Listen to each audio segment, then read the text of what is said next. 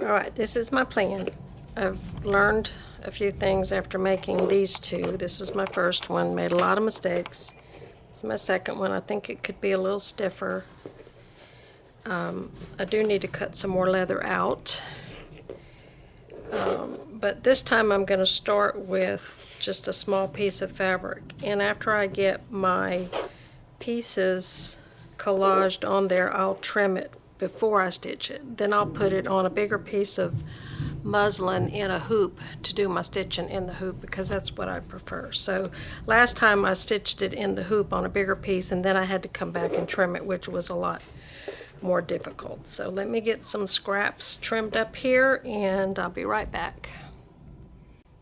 Okay, so what I had to do last time is just kind of get an idea of where I wanted things, but I do want this one in the middle because there's going to be two holes where the slide. This is the one I originally used as a pattern, so I could kind of mark it on this fabric just so I'll kind of know how to audition my fabrics. So this, I'll put that one under, gonna put this one over. And you don't have to do it exactly, but I do want to showcase some stitches on the dark fabric, and the others don't matter as much to me.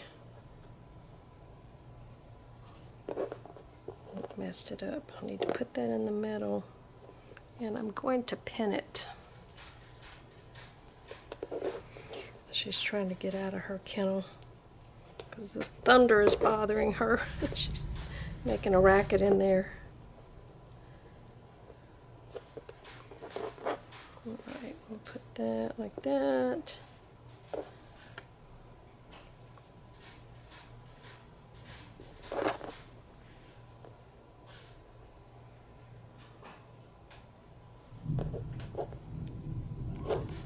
Might go with a clean edge instead of the fuzzy edge.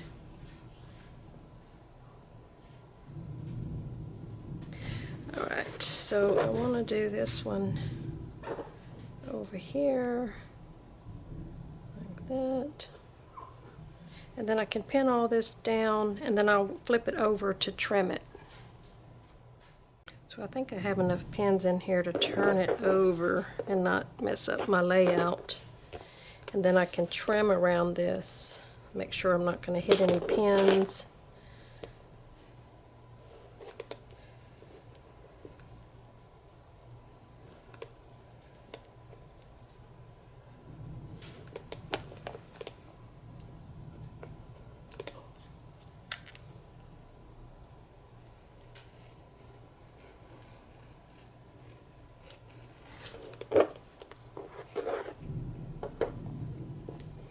Don't want to disturb it too much.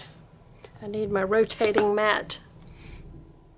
The great thing about this is if you mess up and you don't like the layout, it's just scraps that you can reuse for another collage and just start over. You haven't lost anything but just a little bit of time.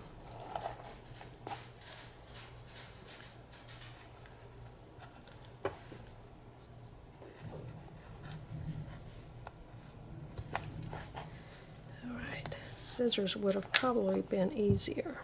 So I like that. I like that look, and it's going to be pretty close to what I had before.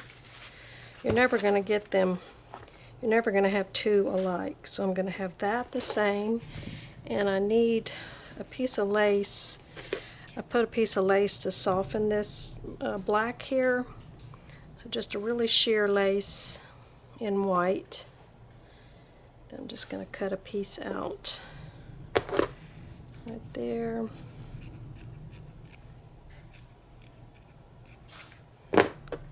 And just soften that black up a little bit. It kind of gives a little interest to it. And then I have some stitching area here that I can put some stitches that'll show.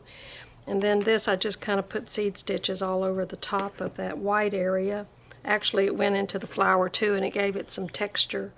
So that's my plan, and I'm going to pin this some more and go ahead and trim this out.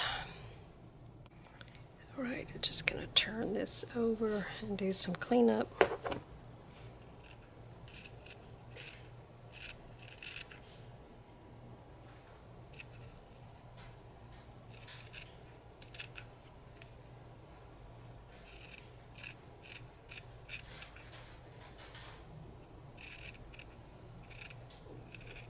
So the muslin is my pattern, so it's more accurate. Alright, so I've got my basic hair slide ready to stitch, and I'm going to cut a piece of muslin to go into my hoop. I don't normally use glue because it can make it hard to stitch through, but I'm going to put just a little bit of glue just dotted on there to hold it in the middle of my hoop here, and that way I can baste all this down. Oops, I can't press on the hoop with it the other way, so I just kind of want to center it on there just to make it easier to stitch, and get a little bit of ribbon.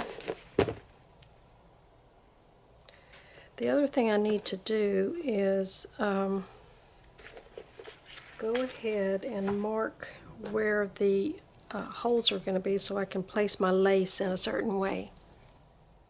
This would have been a lot easier to do before I put this in the hoop.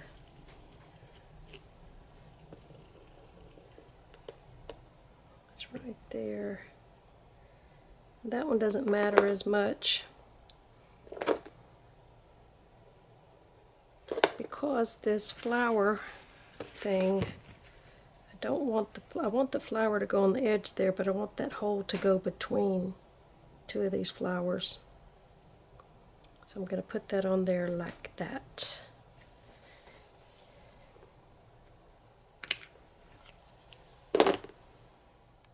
So I put a little tiny bit of glue behind this ribbon just to hold it where I want it, and I'm going to do some of that invisible basting where you just have little tiny tack stitches on the top and big loops across the back.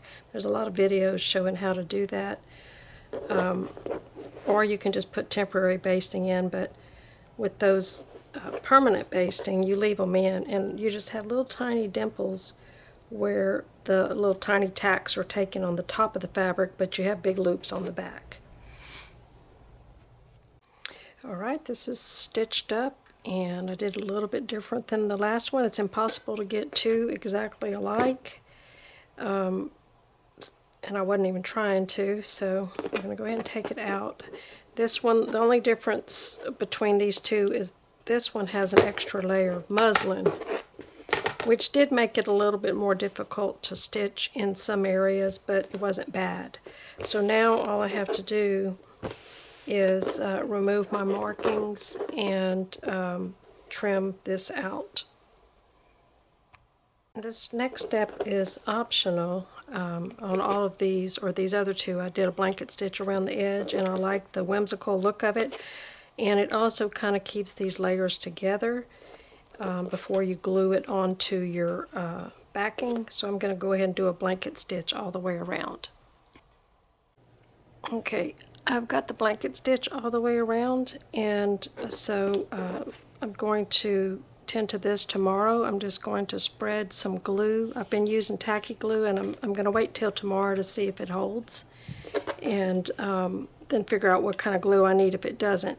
But I just spread the tacky glue all over the fuzzy side of this leather, and then I position the fabric piece on there, and then I poke through to the other side with an awl to make that hole bigger on this side. And the glue, you can poke it ahead of time, and then you can put fray check on there so that it doesn't fray where you've poked those holes in there.